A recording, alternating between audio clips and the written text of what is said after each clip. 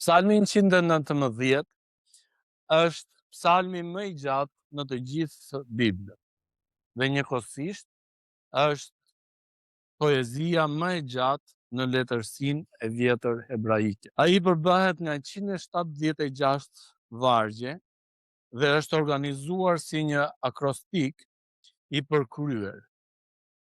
Secila nga 22 shkronjat e alfabetit hebraik hap nga 8 vargje të një pasnjëshme.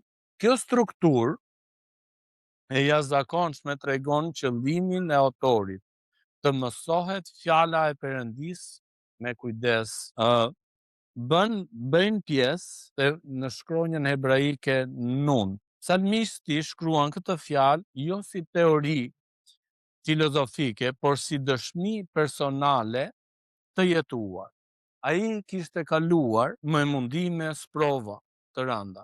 Vargjet 107, 109 dhe 110, pikërisht në mes të vuajtjeve, ai deklaron: fjala jote është llamba ime. Po të shikojmë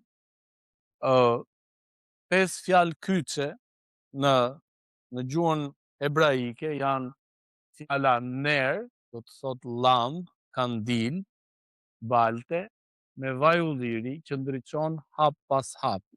Edhe është interesante sepse përdoret fjala ner dhe zbulon mënyrën se si Perëndia na udhëzon në jetën tonë të përditshme. Kemi fjalën e dytë orë, dritë e madhe kozmike, vizioni gjerë i rrugës. Shtegje, pastaj kemi fjalën tjetër netiva, shtegje personale, jo rrugë publike, por e jotja.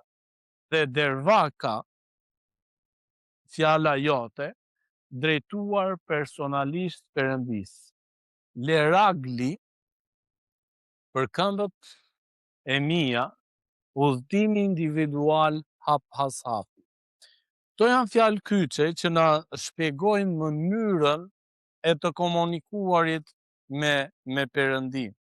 Perëndia na fton neve që të kemi llamb në këmbën tonë dhe Perëndia na udhëzon hap pas hapi. Është interesante se neve si njerëz duam që të kemi udhëzime në të ardhmen. Po ta shikosh, neve kemi shumë të vështirë që mos të dim në fakt për të ardhmen. Edhe ndonjëherë neve jemi gati të shpenzojmë për të ardhmen se çfarë do të ndodhi, për të marrë masa. Por me Perëndin dhe në marrëdhënie me Perëndin, Perëndia na fton ne duke lejuar fjalën e Perëndisë, pra të jetë një llamb, një ner dhe një orë në të paktën nga gjuha hebraike. Po pse janë të rëndësishme se Perëndia na thotë, shiko, thotë, çdo hap që ti do të hedhësh në jetën tënde, unë do të udhëzoj. Imagjino sikur ti ishe i verbër edhe dikush do të udhëzonte se si të ecje. Pra, hidh hapin e parë, hidh hapin e dytë, hidh hapin e tretë e kështu me radhë. Perëndia dëshiron që ti të jesh hap pas hapi me ta. Perëndia nuk kërkon që ti të jesh i larguar. Një mësim si prindër neve mësojmë ose e zbulojmë është që ne kujdesemi për fëmijët tanë në këtë lloj mënyre.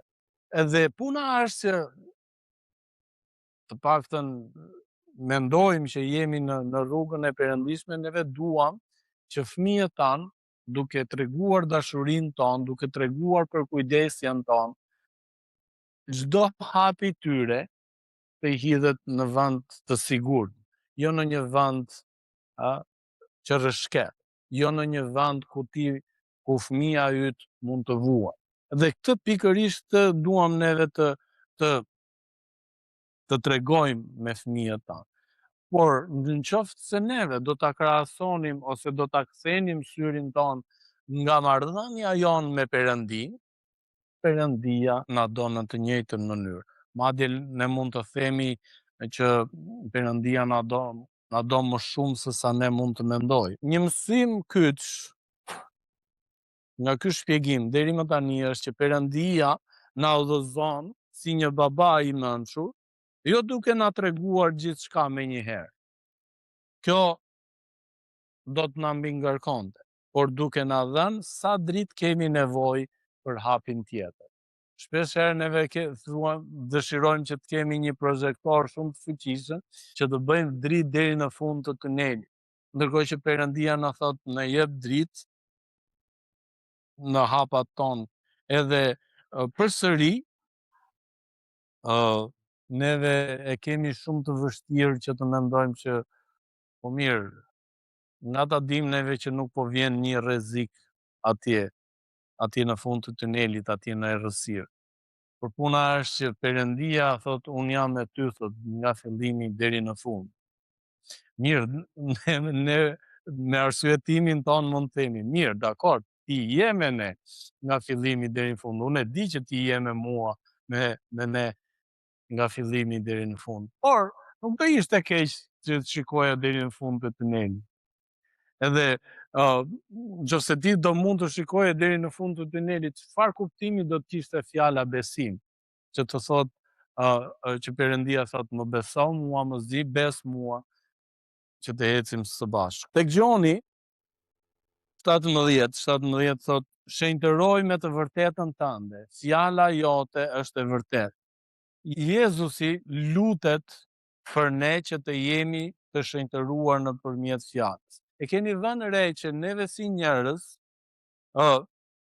që mund ta quajmë veten të kohës moderne, kërkojmë udhëzim kudo, në filozofi, në psikologji, kërkojmë opinionin e miqve, rrjetet sociale, kemi këto, siç e quajmë librat ndihmës, domethënë librat e vegjël, handybook, librat e vegjël që na vinë në funksion të ose në ndihmë, por psalmisti kishte parasysh diçka tjetër.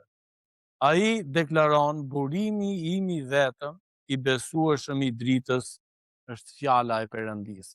Tani kjo është sfida. Sfida për ne është a kemi ne besim tek Perëndia. Ndërsa Perëndia në fakt neve na udhëzon hap pas hapi për të patur besim. Llamba e vjetër hebraike nuk ishte si drita moderne, elektrike, që ndriçon çdo cep. Ajo ishte një enë balte vaj, ndriçonte vetëm disa hapa para teje. Pra ky imazh është shumë i rëndësishëm nga ana teologjike. Perëndia shpesh nuk na tregon planin 10 vjeçar të jetës tonë. Ai na udhëzon duke dhënë dritë të mjaftueshme për hapin tjetër, për rrugën tonë. Pra kjo metodë na tregon ose na mëson varësinë e vazhdueshme tek Perëndia. Nuk mund të mbyllim fjalën e Perëndisë Biblën dhe të vazhdojmë vetë. Besimi aktiv është që të ecim edhe kur nuk shohim gjithë rrugën. Lutje e vazhdueshme është çdo herë e nevojshme, sepse në çdo moment ne kemi nevojë për një udhëzim të ri. Pse janë këto gjëra të rëndësishme për neve? Shikoni, 5 hapa që ne duhet të kemi parasysh për mësimin tonë. Madje mund të jetë që këto 5 mësime ose 5 hapa në rrugën me Perëndin do na ndihmonte që mos ta mbajmë mend mësimin fare për këto.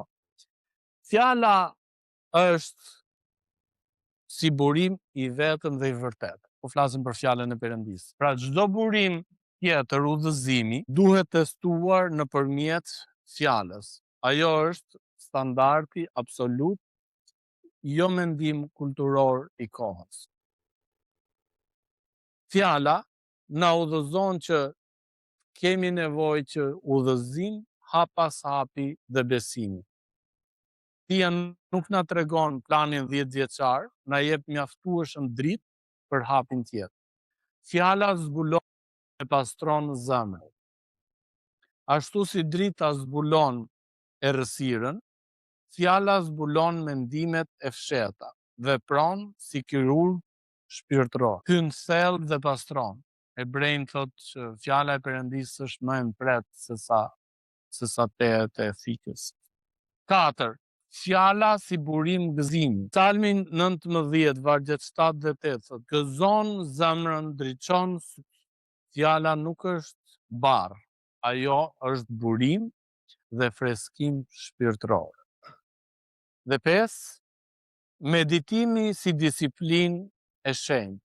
Jozueu 1:8 thot: meditohu ditë dhe natë. Meditimi i thellë ndryshon karakterin, jo vetëm informon mendjen. Pra fjala na zbulon, por në të njëjtën kohë dhe na pastron. Disa vargje biblike që e mbështesin edhe mendimin ton ose edhe temën ton që kemi.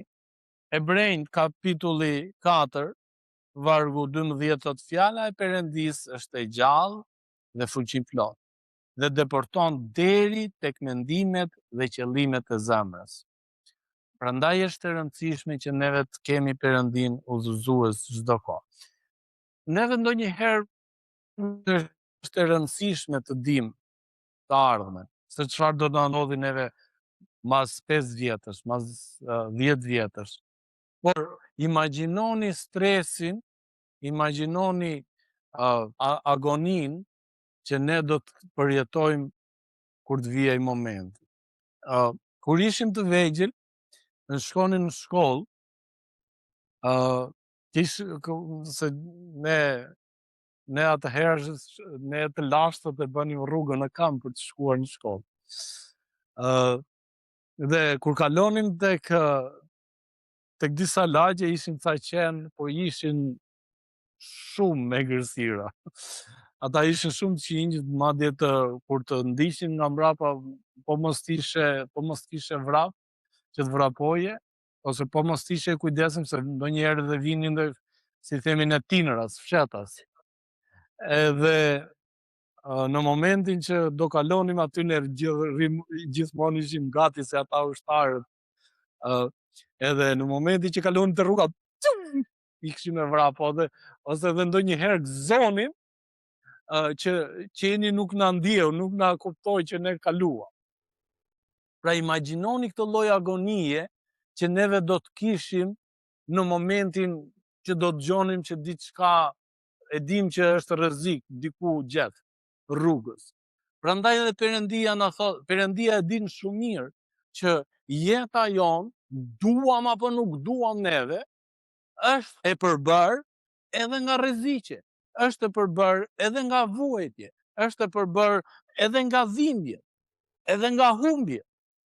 Ndaj dhe Perëndia thot: unë do të jem me ty çdo hap që ti do të hedhësh, çdo veprim që ti do të bësh, unë do të jem. E prandaj dhe na fton edhe na thërret që të kemi besim. E dyta Timoteut na thot 3, 16 dhe 17, shiko, thot: çdo shkrim është i frymëzuar nga Perëndia, që është për mësim, qortim, drejtje, edukim, pajis plotësisht për çdo vepër të mirë. Jozueu, kapitulli 1, vargu 8. Meditohu ditë dhe natë, bëj kujdes të veprosh sipas gjithë asaj që është shkruar, thot Perëndia. Atëherë do të kesh sukses. Sa më shumë neve rritemi, neve zbulojmë gjëra që janë të nevojshme për trupin tonë. Për shembull, një nga gjërat që unë kam zbuluar këtë ditë është që po mos flesh gjumë të dhemin syt. Jo do thoni, po, e vërtetë është. Mua më jep një lloj dhimbje, jo vetëm kur themin ai që ndjekin syt edhe sikur ke zhavor në syt, po më jep dhimbje edhe nga brenda. Pra tani unë duhet ta disiplinoj veten time që të flej gjumë mjaftueshëm që sytë e mi të jenë në rregull. Mua e zbuloj që ditën tjetër nuk ishte se jam në atë humorin tim 100%. Madje ke dhimbje muskush, e kështu me radhë. Pra, ti zbulon që të kesh kujdes, edhe është shumë e rëndësishme kjo, sepse neve në fakt kemi ardhur me një lloj manual përdorimi. Thot, ndiq me kujdes fjalët e mia, edhe do të kesh jetë. Gjoni 8:12 thot, unë jam drita e botës, thot Jezusi. Kush më ndjek mua nuk do të ecë më në errësirë, por do të ketë dritën e jetës. Neve kemi shumë të vështirë, ose mund kemi shumë mistere në jetën tonë. Çfarë do ndodhi pastaj, çfarë do ndodhi më vonë? Frika në fakt është një nga fjalët që përmendet 365 herë të paktën në Bibël. Që do të thotë Perëndia na e kujton çdo ditë të vitit, kujdes, mos ke frikë, mos ke frikë, unë jam me ty. Edhe e Perëndia e din shumë mirë këtë. Ndaj dhe psalmisti po na thret duke na thënë që fjala e Perëndisë është llam në këmbët e mi. Dhe në qoftë se neve do ta kemi këtë parasysh në jetën tonë, do ta kemi vështirë. Ligji i Zotit rifreskon shpirtin, thot psalmisti tek Psalmi 19. Urdhëresat e Zotit i gëzojnë zemrën dhe e ndriçojnë ata. 7 zakone që për lexim praktik ose aplikime praktike që ne duhet kemi parasysh. Kohë fikse çdo ditë, mëngjes para se bota të zhurmoj. Lexo me lutje. Hap sytë e mi, thot psalmisti 119 vargu 18. Shkruaj çfarë mëson. Një ditar biblik. Thellon kuptimin. Memorizo vargje kyçe. Sheh fjalën tënde në zemrën time, po i thua Perëndis. Zbato me një herë çfarë ndryshon sot në jetën time. Ndaje me të tjerë. Thellohet kur flasim, ose thellohemi kur flasim me besimtar. Ktheuni tek i njëjti tekst. Lexim i përsëritur zbulon gjëra të reja. Kto pra janë disa hapa që ne duhet kemi parasysh ndërsa do ecim me Perëndin. Është një udhtim i përditshëm, por që ne kemi të nevojshëm. Sepse siç po e shikojmë neve, bota ka ato rreziqet e veta, ka ato sfidat e veta, por Zoti thot ec me mua. Ne nuk e pranojmë dot të gjë. Kemi vetëm besim te Zoti. Ne duam që të kemi besim te Zoti, po të shikojmë dhe çfarë do të ndodhi atje në fund. Ne duam që të kemi besim te Zoti, po a shikojmë dritë gjithandej. Perëndia thot, deri këtu ku je, ti e ke mjaftuar. E dini pse? Të paktën unë kështu e kuptoj në këto momente fjalën e Perëndis. Perëndia nuk është se nuk dëshiron që neve të shikojmë përtej. Por Perëndia di shumë mirë që ana jonë mendore, psikologjike, nuk mund t'i përballoj shumë hapa njëkohësisht.